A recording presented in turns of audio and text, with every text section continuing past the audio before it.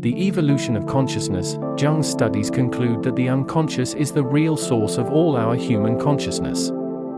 It is the source of our human capacity for orderly thought, reasoning, human awareness, and feeling.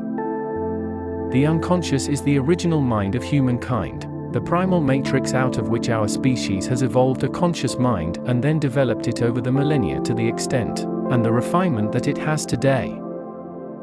Every capacity, every feature of our functioning consciousness, was first contained in the unconscious and then found its way from there up to the conscious level. Jung developed a magnificent vision of this human capacity for consciousness, of its role and meaning. He saw a creative force at work in nature, a cosmos laboring through timeless eons to produce this rare quality that we call consciousness. Through the human race, the huge unconscious psyche of nature has slowly made a part of itself conscious. Jung believed that the Creator and all of creation labored through time to bring conscious awareness into the universe, and that it is the role of human beings to carry that evolution forward. Human consciousness develops out of the primal matter of the unconscious.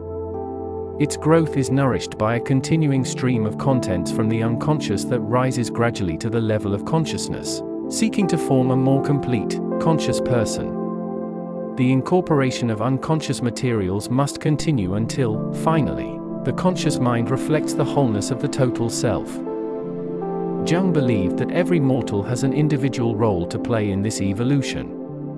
For just as our collective human capacity for consciousness evolved out of the unconscious psyche, so it does in each individual. Each of us is a microcosm in which the universal process actualizes itself.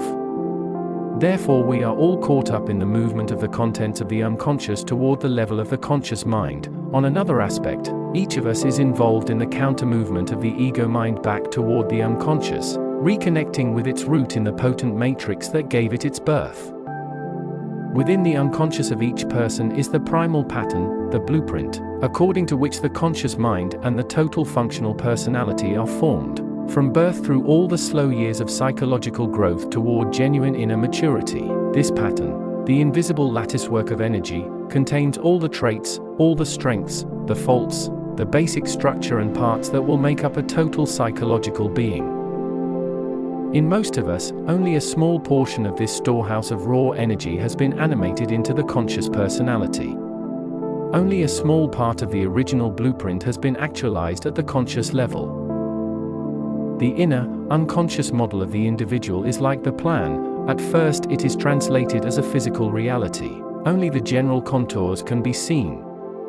After a time, a small part of the actual structure is finished enough to give an intimation of what the final work of art will be.